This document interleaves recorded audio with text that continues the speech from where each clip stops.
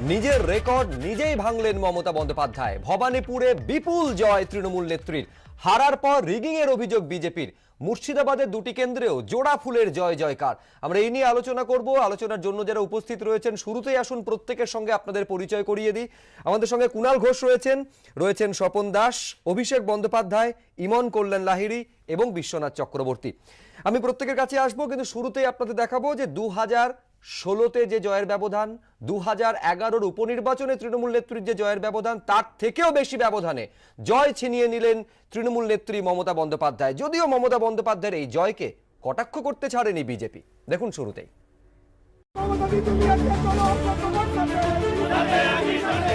আজকে আমার মন ভরে গেছে এই কারণে যে ভবানীপুরের মানুষ দেখিয়ে দিল ভবানীপুর আবার মমতার। নিজের রেকর্ড নিজেই ভাঙলেন ভবানীপুরের ঘরের মেয়ে। 5 মাস আগে নির্বাচনে যা ছিল জয়ের ব্যবধান, এবার তার দ্বিগুণেরও বেশি হলো। ভবানীপুরে মমতা বন্দ্যোপাধ্যায় একাই পেলেন 70%-এরও বেশি ভোট।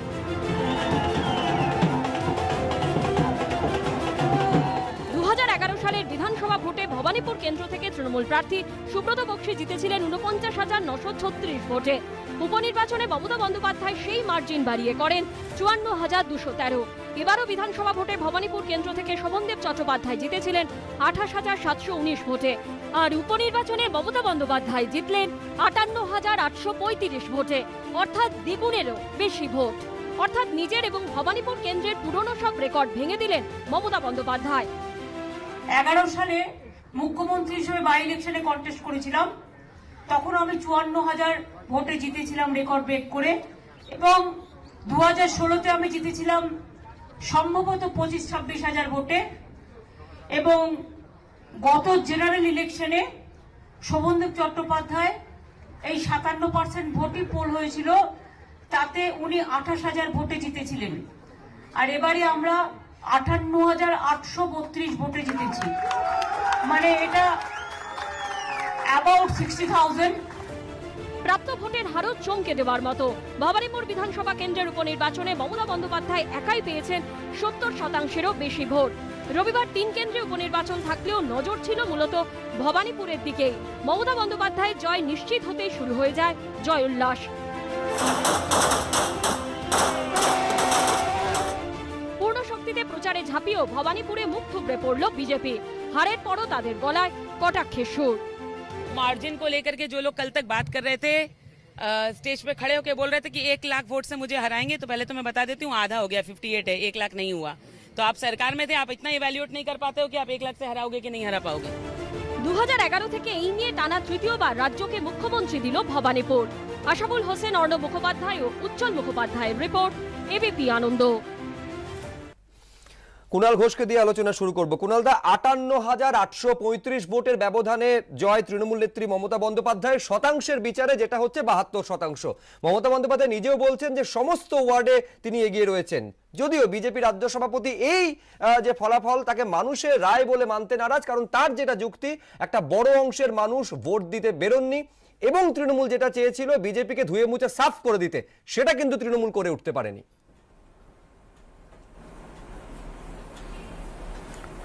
দেখো, ওই ৬০,০০০ প্রায় ভোট, ৬০,০০০ ভোটের কুণালদার বক্তব্যটা যদি আমি শুনতে পাই, তাহলে একটু মানসিক সমস্যা প্রথম কয়েকদিন থাকে।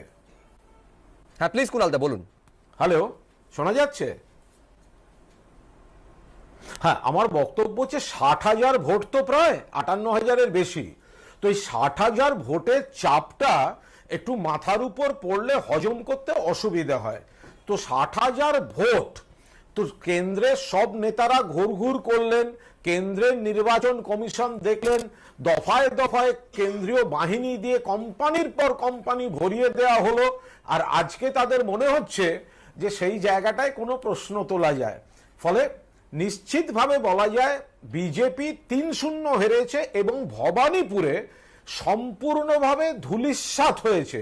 বিজেপির ভোট পার্সেন্টেজ যেখানে নেমেছে, এটা তাদের সম্পূর্ণ ব্যর্থতা। এখন সুকান্তবাবু সবে সভাপতি হয়েছেন, এত বড় ব্যর্থতার দায়টা নিতে তার অসুবিধা হবে। আর শাউটিং ভাবিজি, তার পক্ষেও তো ১-২-৩ মাস আগে একবার একটা ৫৮,০০০-এর ধাক্কা গেছে এন্টালিতে, আবার একটা 58,000-এর ধাক্কা। তো একজনের উপর যদি বারবার এত হাজারের ধাক্কা পড়ে, সেক্ষেত্রে একটু সমস্যা তো হতেই পারে। ওই নবরত্ন তেলগোছের কিছুদিন মাখলে আপাতত বিষয়টা ঠিক হয়ে যাবে, বাস্তবটা মেনে নিতে পারবেন তারা। স্বপনদা, না, কুণালদা তাদের দল 3-0 জিতেছে, এ তো অস্বীকার করার কোনো জায়গা নেই। আমি প্রথমেই মুখ্যমন্ত্রীকে অভিনন্দন জানাবো তার এই বিপুল জয়ের জন্য। বিরাট মার্জিনে তিনি জিতেছেন, এটাও স্বাভাবিক। কারণ একটা নির্বাচন যখন হচ্ছে, মুখ্যমন্ত্রীকে জেতানোর যখন একটা নির্বাচন হয়, এবং সেই ক্ষেত্রে বিরোধী পক্ষের প্রার্থী জিতলেও তারা সরকারে আসতে পারবে না বা তেমন কিছু পরিবর্তন হবে না সরকারের, তো স্বাভাবিক সেখানকার ভোটারদের মধ্যে মুখ্যমন্ত্রীকে জেতানোর একটা প্রবণতা থাকবে, এটা স্বাভাবিক। পাশাপাশি এটাও ঠিক যে বিজেপি তো একেবারে এটাকেও ভবানীপুরকে প্রেস্টিজ ফাইট হিসেবে রেখেছিল, তার কারণ শুধুমাত্র রাজ্য নেতৃত্ব যে প্রচারে এসেছিল এটা নয়, হরদীপ সিং পুরী, মনোজ তিওয়ারি, স্মৃতি ইরানি, তাবড় নেতাদের আনা হয়েছিল এখানে প্রচারে, তারপরেও 22%। প্রত্যেকটা রাজনৈতিক দল নির্বাচন লড়ে, সে তো জিতবে বলেই লড়ে এবং তার সর্বশক্তি সে প্রয়োগ করে, কিন্তু জনগণ কি বলবেন, ওই কেন্দ্রের ভোটাররা কি মনস্থির করবেন, সেটা তাদের উপর। তাদের কাছে দুটো অপশন ছিল, একটা মুখ্যমন্ত্রীকে জেতাবেন না মুখ্যমন্ত্রীকে হারাবেন, কিন্তু মুখ্যমন্ত্রীকে হারালে সরকার তো পড়বে না। এটা যদি 4 মাস আগের নির্বাচন হতো, তার ফলাফল কি হতো সেটা বলা যেত, কিন্তু যেহেতু মুখ্যমন্ত্রী স্বয়ং দাঁড়িয়েছেন, তিনি ওই কেন্দ্রের ভোটার, তিনি ওই কেন্দ্রে থাকেন, তো তাকে হারানোর তো কোনো কারণ নেই, তিনি জিততেন। কিন্তু মার্জিনটা কেন এত বেশি হলো সেটা দলের ভেবে দেখা উচিত, কি কি কারণে ভোট যারা বিজেপিকে ভোট দেয়। কারণ ভবানীপুরে বিজেপির একটা সলিড ভোট ব্যাংক আছে, ভবানীপুর আর রাসবিহারীতে সলিড ভোট ব্যাংক আছে। দুর্বল সংগঠন, বিজেপির সংগঠন দুর্বল। আমি শুধু একটা বিষয় নিয়ে কুণাল ঘোষের কাছে আসি, এটা হচ্ছে আমার কাছে ভারতীয় জনতা পার্টির প্রেস স্টেটমেন্ট, যেখানে কি বলা হচ্ছে কুণালদা, একটু আমি কোট করছি। এই অবাধ ভোট নিয়ে প্রশ্ন তোলা হয়েছে, কতটা অবাধে ভোট হয়েছে। এখানে বলা হচ্ছে, the elections were held under an overbearing state administration with dark shadow of fear, intimidation and gloom of the post poll violence hanging over the electorate. The impartiality of the state administration was evident. Kunal Ghosh.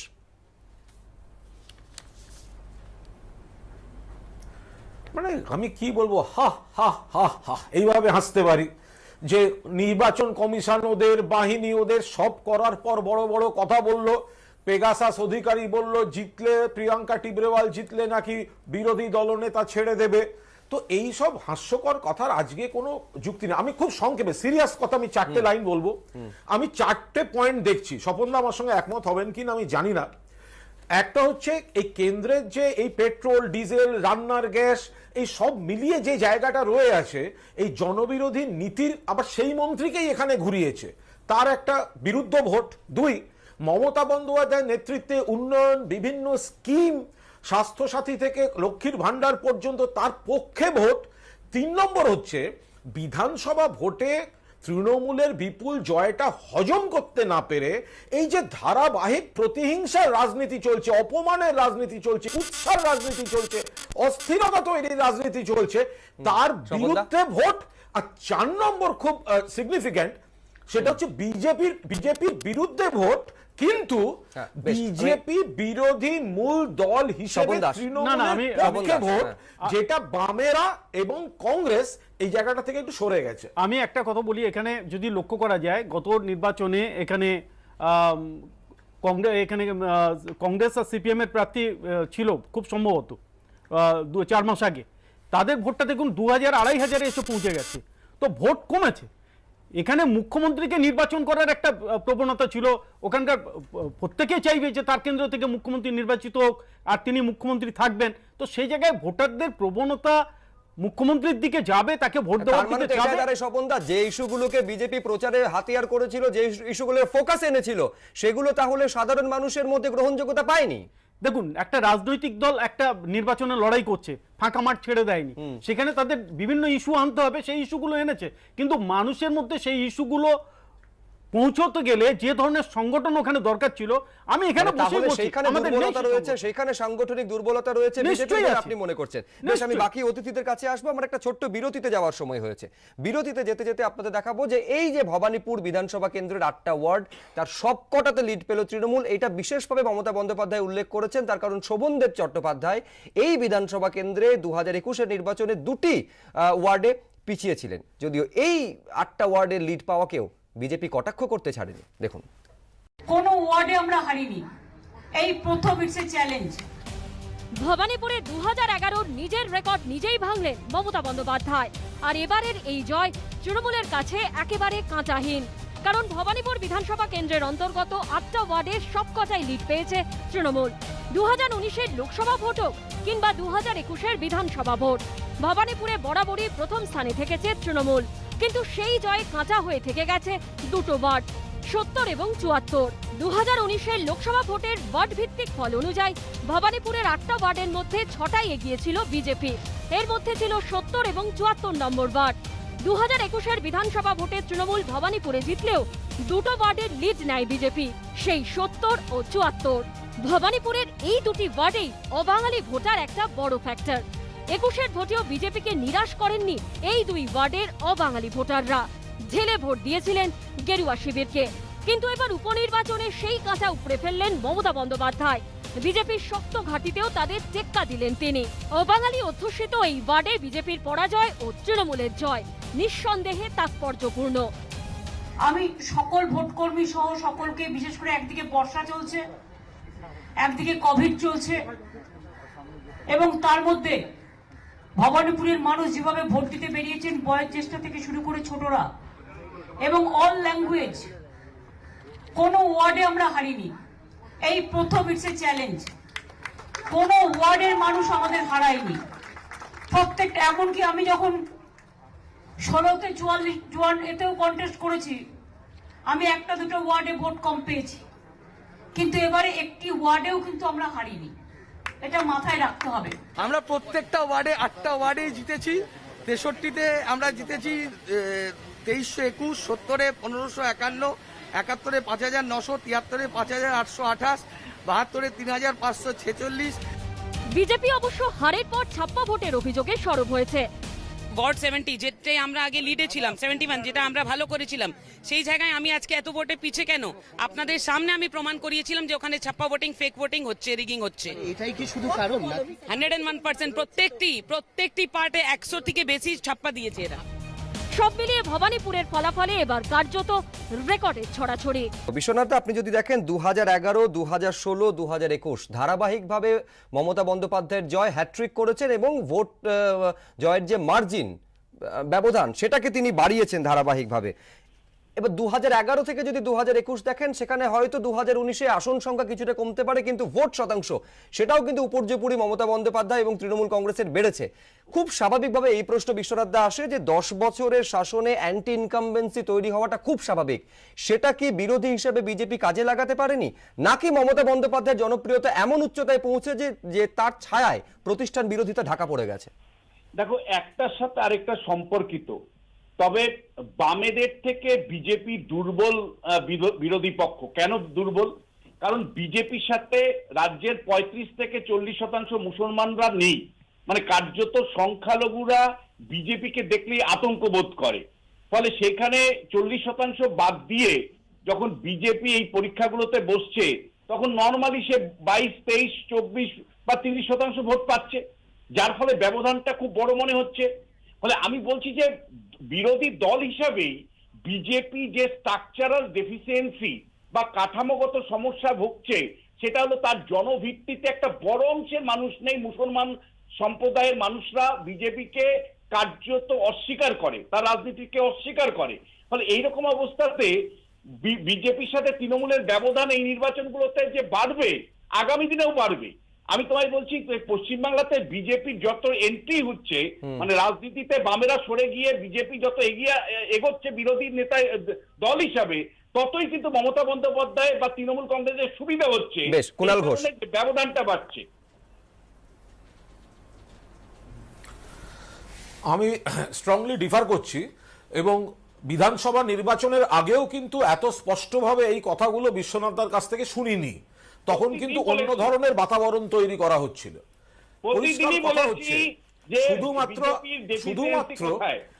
শুধু ব্যাপারটা এরম ভাবে দাঁড় করাবার কোনো মানেই হয় না যে শুধুমাত্র ওটা বিজেপির সাংগঠনিক প্রবলেম, কিন্তু হিন্দু মানেই বিজেপি এবং লড়বে তার কোনো গ্যারান্টি সেখানে নেই, এবং সেখানে সেটা নেই।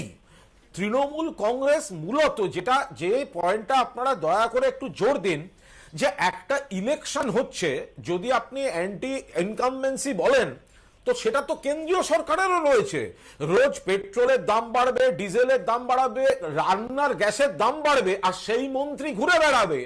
তো এটারও তো একটা ফল রয়েছে। অন্যদিকে যদি মমতা বন্দ্যোপাধ্যায়কে সমানে অপমান করা আমি হয়, অবশ্যই এর উত্তর স্বপন দাসের কাছ থেকে নেব। অভিষেক বন্দ্যোপাধ্যায় কিছু বলতে চাইছেন। ভবানীপুরে রেকর্ড জয়ের পর মমতা বন্দ্যোপাধ্যায়ের মুখে ফের নন্দীগ্রাম প্রসঙ্গ। কি বললেন মমতা বন্দ্যোপাধ্যায়, পাল্টা বিজেপির কি কটাক্ষ, দেখুন। সারা বাংলা খুব আঘাত পেয়েছিল যখন সব ইলেকশন আমরা জিতেও একটা ইলেকশনে আমরা জিততে পারিনি, সেটা কোর্টে কেস আছে। কেন জিতিনি, কি জিতিনি, তার অনেক কারণ আছে, সেটা কোর্টে কেস আছে, পরে ডিসাইড হবে, সাবজুডিস বলে বলছি না।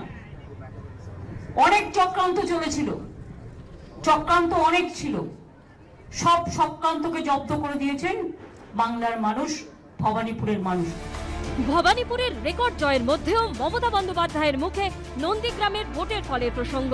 মমতা বন্দ্যোপাধ্যায়ের এই নির্বাচনী যুদ্ধের প্রধান সেনাপতির গলাতেও সেই নন্দীগ্রামের প্রসঙ্গ টেনে শুভেন্দু অধিকারীকে খোঁচা। আমরা আওয়াজ দিয়েছিলাম নন্দীগ্রামের বদলা নিন, মমতা ব্যানার্জিকে ভোট দিন।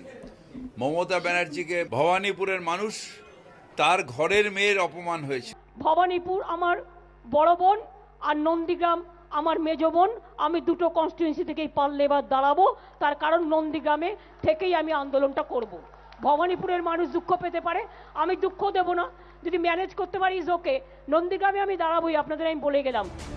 গোটা রাজ্যে বিপুল সাফল্যের মুখ দেখলেও নন্দীগ্রামের ফল তৃণমূলের কাছে কাঁচা হয়ে দাঁড়ায়। এরপর ভোট গণনায় অনিয়মের অভিযোগ তুলে কলকাতা হাইকোর্টে ইলেকশন পিটিশন দাখিল করেছিলেন মমতা বন্দ্যোপাধ্যায়। সেই মামলা এখন কলকাতা হাইকোর্টের বিচারাধীন। এরই মধ্যে উপনির্বাচনে ভবানীপুর থেকে প্রার্থী হয়ে রেকর্ড ভোটে জিতলেন তৃণমূল নেত্রী। নন্দীগ্রাম পারল না বলতে বলা ঠিক হবে না। নন্দীগ্রামে যেভাবে ধর্মের সুশ্রুড়ানি দেওয়া হয়েছে, নির্বাচন কমিশনকে ব্যবহার করে যেভাবে সিআরপিএফের অত্যাচার, পুলিশি অত্যাচার হয়েছে, ভোটে কারচুপি হয়েছে। এখনও পর্যন্ত হ্যাঙ্গিং এমএলএ, সে বলতে পারবে না আমি যে স্বচ্ছ এমএলএ। এখনও সাবজুডিস ম্যাটার। স্বাভাবিকভাবে রিকাউন্টিং হলে নিশ্চিত ওখানে মুখ্যমন্ত্রী জিতবে। এখানে শুভেন্দু অধিকারীর কাছে পরাজিত হয়ে নন এমএলএ মুখ্যমন্ত্রী হিসাবে এতদিন পর্যন্ত মুখ্যমন্ত্রী চেয়ার জোরজবস্তি করে দখল করেছিলেন। তারপর দ্বিতীয়বার পরীক্ষা দিতে হয়েছে ওনাকে, ওনার নিজের কেন্দ্র ভবানীপুরে উনি দাঁড়িয়েছিলেন। তবে উনি জয়লাভ করে মুখ্যমন্ত্রী হলেও উনি যতদিন রাজনীতি চালিয়ে যাবেন ততদিন ওনার কানে একটাই কথা বাজবে যে নন্দীগ্রামে শুভেন্দু অধিকারীর কাছে উনি পরাজিত হয়েছেন। নন্দীগ্রামের পাশাপাশি এদিন মমতা বন্দ্যোপাধ্যায়ের জয়ের খবর আসতেই কর্মীদের বিজয় উল্লাস দেখা যায় হলদিয়া, মহিষাদল, তমলুকের মতো জেলার বিভিন্ন অংশেও। বিটন চক্রবর্তী, পার্থপ্রতিম ঘোষ ও ঋত্বিক মণ্ডলের রিপোর্ট, এবিপি আনন্দ। আমি ইমন কল্যাণ লাহিড়ির কাছে আসবো। ইমনদার সংগঠন, একটা নির্বাচনের সাফল্যের জন্য সংগঠন মজবুত হওয়া, পোক্ত হওয়া যে কতটা জরুরি সেটা কি আরেকবার প্রমাণিত হয়ে গেল না? 200 ডাক দিয়ে 77-এ এসে বিজেপির ঠাকা, সেটা কমতে কমতে কৃষ্ণ কল্যাণী দল ছাড়ার পর সেটা এসে দাঁড়িয়েছে 71-এ। এর সঙ্গে আপনি ধরুন এই যে 3টে বিধানসভা কেন্দ্র, সেখানে কার্যত খালি হাতে বিজেপিকে ফিরতে হচ্ছে। মানে বিরোধী হিসাবে বিজেপির যে রাজনৈতিক জমি সেটা ক্রমশ ক্ষয়ের দিকে এগোচ্ছে। এটা যদি বিজেপির ডিসঅ্যাডভান্টেজ হয় তাহলে সেটা তো মমতা বন্দ্যোপাধ্যায় এবং তার দলের ক্ষেত্রে জয়টা অনেক সুবিধে করে দিয়েছে। এই তত্ত্বকে আপনি মানেন? সুরজিৎ, এটা সবসময় এককভাবে একটা তথ্য হতে পারে না। তার কারণ হচ্ছে, যখন তৃণমূল কংগ্রেস ক্ষমতায় এসেছিল তখন এইভাবে তৃণমূল কংগ্রেসের সংগঠন ছিল না। একটা জিনিস আমাদের মাথায় রাখা দরকার, যে রাষ্ট্রবিজ্ঞানের ক্ষেত্রে ক্যারিশমেটিক ডমিনেশন বলে একটা কথা হয়, এবং আমরা সকলেই প্রায় জানতাম, আমার মনে হয় বিরোধীরাও জানতেন, যে ভবানীপুর কেন্দ্রে মাননীয় মুখ্যমন্ত্রী মমতা বন্দ্যোপাধ্যায় জিতবেন। কেননা ক্যারিসমা একটা বড় বিষয়, সেটা সংগঠনের উপর সবসময় যে নির্ভর করে তা নয়, তার অতীতের কাজ, তার যে বর্তমান অবস্থান এবং কিভাবে তিনি স্থিতাবস্থা বজায় রাখছেন সেটাও কিন্তু সাধারণ মানুষ দেখেন। নন্দীগ্রামের ক্ষেত্রে আমার যেটা মনে হয়েছিল, যে নন্দীগ্রামে যারা দাঁড়িয়েছিলেন মমতা বন্দ্যোপাধ্যায় এবং তার বিরোধী পক্ষ, এরা কিন্তু দুজনেরই উৎস তৃণমূল কংগ্রেস ছিল একসময় নন্দীগ্রাম আন্দোলনের সূত্র ধরে। এবং আমার ব্যক্তিগতভাবে মনে হয় মমতা বন্দ্যোপাধ্যায় এটা জানতেন যে নন্দীগ্রামে তিনি জিততেও পারেন, তিনি হারতেও পারেন, কিন্তু সার্বিকভাবে সাধারণ মানুষের, যেটা যেই ক্ষেত্রে সংগঠনের কথা আসছে, মনোবলটা ধরে রাখার জন্য তিনি কিন্তু নন্দীগ্রামটা কন্টেস্ট করেছিলেন। এবং এটাও কিন্তু খুব বড় একটা বিষয় যে মনোবল ধরে রাখার জন্য তিনি যখন নন্দীগ্রাম কন্টেস্ট করলেন এবং এতটা সময় নিলেন ভবানীপুরের ইলেকশনটা জয়লাভ করার জন্য, এটা পুরোটাই রাজনৈতিক একটা প্রেক্ষাপট এবং এই পুরোটাই কিন্তু পরিচালিত হয় একটা ক্যারিশমার ওপরে। সবসময় সংগঠন সেখানে কাজ করে না। বেশ, আমি সংগঠন দিয়ে প্রশ্ন করেছিলাম, সেই একই সংগঠনের প্রশ্ন তো কংগ্রেসের ক্ষেত্রেও প্রযোজ্য। আমি অভিষেক বন্দ্যোপাধ্যায়ের কাছে এখানেই আসতে চাইবো। শামশেরগঞ্জে বিজেপি তৃতীয় স্থানে শেষ করেছে এবং জঙ্গিপুরে বিজেপি দ্বিতীয় স্থানে উঠে এসেছে। এখানে অনেকে এক তো হচ্ছে কংগ্রেসের সংগঠন নিয়ে প্রশ্ন, পাশাপাশি আমিরুল ইসলাম শামশেরগঞ্জে জয়ী তৃণমূল প্রার্থী, তিনি কংগ্রেসকে বলছেন নীতিহীন দল। শুধু তাই নয়, বিজেপির সঙ্গে তলে তলে যোগাযোগ রয়েছে। বিজেপিকে মুর্শিদাবাদে শক্তিশালী করেছেন অধীর রঞ্জন চৌধুরী। আমিরুল ইসলামের বক্তব্য, অভিষেক বন্দ্যোপাধ্যায় এর আগে বলেছেন এই কথা। মানে আচ্ছা শামশেরগঞ্জে যাওয়ার আগে আমরা একটু আমার ভবানীপুর নিয়ে দুটো বক্তব্য আছে। প্রথম কথা, এই যে ভবানীপুরে হাড্ডাহাড্ডি লড়াই হচ্ছে, এই যে একটা হাওয়া তৈরি করা হচ্ছে, এটা শুধু মিডিয়া। এটা কেন বলছি, আমি তোমাকে স্পেসিফিক একটা কমেন্ট দিই। যারা ভোটে লড়ে তাদের লো কনফিডেন্ট বলো, ম্যান ফ্রাইডে বলো, অল্টার ইগো বলো, ছায়া সঙ্গী বলো, তারা কে হয় বলতো? তোমার চিফ ইলেকশন এজেন্ট। প্রত্যেক দিন ভোটের আগে নির্বাচনে যিনি বিজেপির হয়ে লড়ছিলেন তার চিফ ইলেকশন এজেন্টকে সন্ধ্যেবেলায় আমরা টিভিতে বসতে দেখেছি। আমি যদি প্রার্থী হতাম আমি তাকে শোকজ করতাম। শুধু টিভির পর্দায় এসে গলা বাঁধাটা হয় না, ওটা গ্রাউন্ডে করতে হয়। এইটা হচ্ছে প্রথম কথা। আমরা রাজনীতিটা করে সেটা নিশ্চয়ই কংগ্রেসও বোঝে, সেটা তো কংগ্রেসের উপর বোঝার কথা যে মুর্শিদাবাদকে কংগ্রেস একটা সময় নিজেদের গড় বলে দাবি করত। কংগ্রেস একটা জায়গায় নেমেছে এবং সেখানে 37 থেকে 38%, 40%-এর কাছাকাছি ভোট পেয়েছে। এক নম্বর। অন্য জায়গাগুলোতে কংগ্রেস লড়েনি। কংগ্রেসের আরো ভালো সময় কংগ্রেসের লড়া উচিত ছিল কি ছিল না সেটা নিয়ে আলোচনার জন্য আর মাত্র 10 মিনিট আছে। আজকে প্রেসক্রিপ্টটা যথেষ্ট নয়। দ্বিতীয় আরেকটা কথা বলি, একটু আগে বললাম না ক্যারিশমেটিক লিডারশিপ, একটা জিনিস স্বীকার করে। যেহেতু ভবানীপুর দিয়ে আপনি শুরু করছেন অভিষেক বন্দ্যোপাধ্যায়, এই ভবানীপুরকে তো কংগ্রেস প্রার্থী না দিয়ে একটা বার্তা দেওয়ার চেষ্টা করা হয়েছিল, সেখানে তো লাগাতার তৃণমূল সেখানে আক্রমণ করেছে। অ্যাবসলিউটলি করেছে এবং সেইখানে দাঁড়িয়ে এই যে লাগাতার তৃণমূল আক্রমণ করতে শুরু করেছে এবং আমরা একটা সময় বুঝতে ভুল করছিলাম যে লড়াইটা কংগ্রেসের সঙ্গে তৃণমূল কিনা। আচ্ছা বেশ, কুণাল ঘোষ।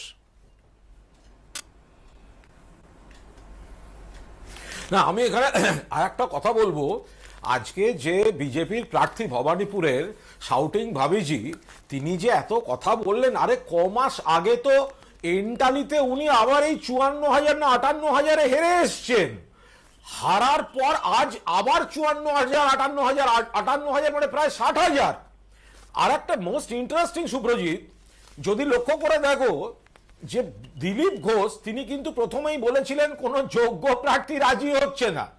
তারপরে লোকেট চ্যাটার্জি তাদের স্টার ক্যাম্পেনার, তাকে ডেকে ঢুকে এনেও তাকে এই শাউটিং ভাবিজি ফোন করলেন, শুভেন্দু ফোন করলো, কৈলাস বিজয় ফোন করলো, ত্রিসীমানায় আসেনি কারণ জিততে পারতো না। আর শুভেন্দু অধিকারী তিনি আমাদের দলে থাকাকালীন আমাদের কতটা উপকার হতো আমি জানি না, কিন্তু আমি বিজেপিকে হাত জোর করে বলবো একে আপনারা রাখুন, এ আমাদের লক্ষ্মী আপনার ঘরে। সেই প্রিয়াঙ্কা টিবরেওয়ালি তো কুণালদা বলছেন যে তৃণমূল নেত্রীর এই জয়তে জল মেশানো আছে। তিনি বলছেন ফেক ভোট হয়েছে, রিগিং হয়েছে, ছাপ্পা হয়েছে, তিনি নিজের হাতে ভুয়ো ভোটার ধরেছেন। তিনি যদি একটা ভুয়ো ভোটার নিয়ে একটা অভিযোগ করে থাকেন তাহলে ওনার 58,338-এর বদলে উনি তাহলে হারেন 58,337-এ। 60,000 ভোট ওটা কারচুপি করে হয় না। ওনার নির্বাচন কমিশন, ওনার সঙ্গে 40 জন মিডিয়া ঘুরেছেন, কোম্পানি সেন্ট্রাল ফোর্স ঘুরেছে, আর কমাস আগে তো উনি আবার 54,000-এই হেরেছেন। স্বপন দাস। তো সুতরাং আমি কোনো জয়কে ছোট করি না, আমি কোনো জয়কে ছোট করি না। আমি ভাবছি কুণালদা বেশ ভালোই আছেন, সুস্থ আছেন, আপনার হাসি মুখটা দেখে ভালো লাগছে। আজকে আরো আপনার হাসি পাওয়া উচিত। আমি দু একটা কথা বলবো, আমি কোনো জয়কে ছোট করে দেখি না। যে জয় হয়েছে তাতে অভিযোগ করার এই মুহূর্তে অভিযোগ করা উচিত নয়। একটা জয়কে হয়েছে এবং আমাদের পরাজয় মেনে নেওয়া উচিত এবং পরাজয় মেনে নিয়েও আমি বলবো নন্দীগ্রামের সঙ্গে ভবানীপুরের তুলনা করা উচিত নয়। নন্দীগ্রামের পরিপ্রেক্ষিত এক ছিল, ভবানীপুরের পরিপ্রেক্ষিত আর এক ছিল। নন্দীগ্রামে যিনি বিজেপির হয়ে দাঁড়িয়েছিলেন তিনি কিন্তু ওখানকার এমএলএ। আর একটা জিনিস নন্দীগ্রাম সম্পর্কে অনেকেই জানেন না, নন্দীগ্রামে তার আগে 4-5টা নির্বাচনে বিজেপি দ্বিতীয় হয়েছে। ওখানে বিজেপির একটা শক্ত ভোট ব্যাংক তৈরি হয়ে গেছিল। তার সঙ্গে শুভেন্দু অধিকারী দীর্ঘদিনের এমএলএ ওখানকার, ওখানে মেদিনীপুরের ভূমিপুত্র, তো ভূমিপুত্র হিসেবে তার কাজের জন্য তার একটা অ্যাডভান্টেজ ছিল। কিন্তু মমতা ব্যানার্জিকেও আমরা ওখানে স্যালুট জানানো উচিত এই কারণে, তিনি প্রকৃত নেত্রীর মতো, যে শুভেন্দু অধিকারী আমার দলের 2 নম্বর বা 3 নম্বর নেতা ছিল, সে ওখান থেকে চলে গিয়ে গেছে, তার বিরুদ্ধে লড়াই করার যে তিনি ঘোষণা করেছিলেন, এটা যে কেউ করতে পারে না। এর জন্য তাকে নিশ্চয়ই আমি ধন্যবাদ জানাবো। আজকে তো মমতা বন্দ্যোপাধ্যায় বলছেন নন্দীগ্রামে তিনি স্পেসিফিক্যালি নামটা করেননি, তিনি বলছেন যে নন্দীগ্রামে তো একটা চক্রান্ত হয়েছিল। আজকে ভবানীপুরে সেই চক্রান্তেরই জবাব মানুষ দিয়েছেন। স্বপনদা, নন্দীগ্রামে হার হয়েছে, তিনি ভবানীপুরে এসেছিলেন এবং ভবানীপুরের এই জয়টাকে দিয়ে আপনি এটা বলবেন না যে পশ্চিমবাংলার নির্বাচনী চিত্র, রাজনৈতিক চিত্র পাল্টে গেল, নির্বাচনী চিত্র পাল্টে গেছে, এটাও বলা যায় না। আজকের একটা উপনির্বাচন, মুখ্যমন্ত্রীকে নির্বাচন করার মানুষের তাগিদ ছিল, তার জন্য ভোট দিয়েছে। আজ থেকে 6 মাস বাদে কি হবে না আপনি বলতে পারেন না। ভবানীপুর নয়, একই বিজেপিতে শামশেরগঞ্জে হয়েছে, জঙ্গিপুরেও হয়েছে না, এই চিত্র বদলে যেতে পারে, কি হবে আপনিও বলতে পারেন না। 6 মাস বাদে চিত্র বদলে যেতে পারে। তো এটা নিয়ে নয়, জয় হয়েছে, আপনাদের জয়ের জন্য আমরা অভিনন্দন জানাচ্ছি। না না, একটা বদল তো হচ্ছে, মানে 77-এ 200 বলে 77-এ এসে ঠেকে যাওয়া, তারপর থেকে একের পর এক বিধায়ক যোগ দিচ্ছেন বিজেপি ছেড়ে তৃণমূলে। এটা তো স্বাভাবিক ব্যাপার। তার মানে তো বিজেপির ব্যর্থতা। আমি তো সেটা শুরুতেই বলছিলাম যে সংগঠন, একটা নির্বাচনে সাফল্য কতটা গুরুত্বপূর্ণ হয় সেটা সংগঠন জোরদার হওয়ার পর ডিপেন্ড করে। অনেকে তো এটা বলছেন যে ব্লোন আউট অফ প্রপোর্শন হয়েছিল যখন 200-কে টার্গেট করা হয়েছিল, তার মানে সংগঠন একেবারে তৃণমূল স্তরে সেটা মজবুত ছিল না বলে এই যুক্তি তো অনেকে দিচ্ছেন। রাজনৈতিক নেতারা হচ্ছেন নদীর স্রোতের মতো, তারা জোয়ারে আসবেন, ভাটায় চলে যাবেন, এটা স্বাভাবিক নিয়ম। সেই জন্য যখন একটা দল সমৃদ্ধ হয়, আপনি তৃণমূল থেকে, তৃণমূলের তো যখন জোয়ারে আসছিল তখন সমৃদ্ধ হচ্ছিল, যখন ভাটায় চলে যাচ্ছে তখন বলা হচ্ছিল যে তারা সেখানে একটা ছাপনি দেওয়া উচিত ছিল, তখন ব্যক্তিগত স্বার্থের কথা বলা হচ্ছে। এই যুক্তি কিন্তু রাজনৈতিক দলগুলো একের পর এক দিতে থাকে এবং হয়তো আগামী দিনেও দিতে থাকবে। তৃণমূল ইতিমধ্যে এটা বলতে শুরু করেছে অভিষেক, যে এই জয়ের পর, থাম্পিং মেজরিটি নিয়ে জয়ের পর এটা আরেকবার প্রতিষ্ঠিত হলো যে 2024-এ নির্বাচনে মোদী বিরোধী প্রধান মুখ কিন্তু মমতা বন্দ্যোপাধ্যায়। সমস্যাটা হচ্ছে যে ক্রিকেটার মনোজ তিওয়ারি যদি কালীঘাট সম্মিলনের বিরুদ্ধে সেঞ্চুরি করে তাহলে তো তাকে ইন্ডিয়া টিমের ক্যাপ্টেন বানানো যায়। এখন আইপিএল চলছে, দেখবেন ঋষভ পন্থ আছে, শ্রেয়াস আইয়ার আছে, বিভিন্ন দলের ক্যাপ্টেন। ইন্ডিয়া টিমটা লিড করতে গেলে একটা বিরাট কোহলি লাগে, বা একটা সময় মহেন্দ্র সিং ধোনিকে লাগতো, বা সৌরভ গাঙ্গুলিকে লাগতো। সব জায়গার একটা গুরুত্ব আছে। আজকের জয়টা আজকের বিচারে অত্যন্ত গুরুত্বপূর্ণ। ইন্ডিয়ার খেলা যখন হবে তখন দেখা যাবে, তার আগে পর্যন্ত পুরো ভোট আছে এবং সেইখানে পর্যন্ত আমরা দেখে দেখবো যে আগের বার যেরকম পুরো ভোটের সময় তৃণমূলের ঘরের লোকেরা তৃণমূলের হয়ে ভোট দিতে পারেনি, এবার যাতে সেটা পায়। ওই মানে যখন ভোট হবে তখন আমাদের সময় খুব সংক্ষিপ্ত। কুণাল দা, পরিষ্কার কথা, 2014 কংগ্রেস সুযোগ পেয়েছে, 2019 ফেল করেছে। রাহুল গান্ধী পাঞ্জাবটাকে মেস করে ছেড়ে দিয়েছেন। ফলে এই পরিস্থিতিতে বিজেপিকে রুখতে যেটা মমতা বন্দ্যোপাধ্যায় বাংলায় দেখিয়ে দিয়েছেন, সেটা সারা দেশে, আমরা কংগ্রেসকে অসম্মান করছি না, কংগ্রেসকে বাদ দিয়ে চলার কথা বলছি না, কিন্তু নরেন্দ্র মোদীর বিকল্প মুখ যে রাহুল গান্ধী নয় সেটা ইতিমধ্যেই এস্টাবলিশড। ফলে সেই জায়গায় দাঁড়িয়ে যে বিজেপি, আপনার কি বিশ্লেষণ বিশ্বনাথ দা, কংগ্রেস তৃণমূল 2024-কে সামনে রেখে এই সমীকরণ কোন খাতে বইবে আগামী দিনে? দেখো আমাকে একটা পয়েন্ট বলতেই হবে। এবিপি আনন্দের স্টুডিওতে দিনের পর দিন আমি বলেছি যে তৃণমূল কংগ্রেস যেখানে 100-র মধ্যে পরীক্ষা দেয় সেখানে বিজেপি 70-এর মধ্যে পরীক্ষা দেয়, প্রত্যেকটা শোতে আমি বলেছি। তারপরেও আমাদের এই ধরনের কথা শুনতে হয়। কিন্তু যে প্রশ্নটা তুমি রেখেছো, দেখো এই বিরাট জয়ের মধ্য দিয়ে ডেফিনেটলি সর্বভারতীয় স্তরে তৃণমূল কংগ্রেসকে যে টেক ওভার করবার চেষ্টা করছে সেটা কিন্তু অনেক বেশি প্রতিষ্ঠা পেতে পারে। এবং যে রাজ্যগুলোতে তৃণমূল কংগ্রেস বিজেপিকে বারণ করেছে নাকি? আপনি তো বিজেপিকে ডিফেন্ড করছেন, আপনার কথা শুনলে মনে হতো যেন বিজেপি 250 সিট নিয়ে ক্ষমতায় আসছে। বিশ্বনাথ দা, আপনি তো বিজেপি ডিফেন্ড করছেন। আপনি যদি কেন বারণ করেনি, গোটা জনগণকে নির্বাচন করতে বিজেপি কেউ পালন করেনি। আপনার যদি কেউ পালন পার্সোনাল এজেন্ডা করেনি। থাকে আপনার তাই মনে হবে। কি করে হতে পারে? আপনার পার্সোনাল এজেন্ডা থাকতে পারে। বেশ, আমাদের সময় একেবারে শেষ। আমাদের আলোচনার জন্য সময় এখানেই শেষ। প্রত্যেক অনেক ধন্যবাদ।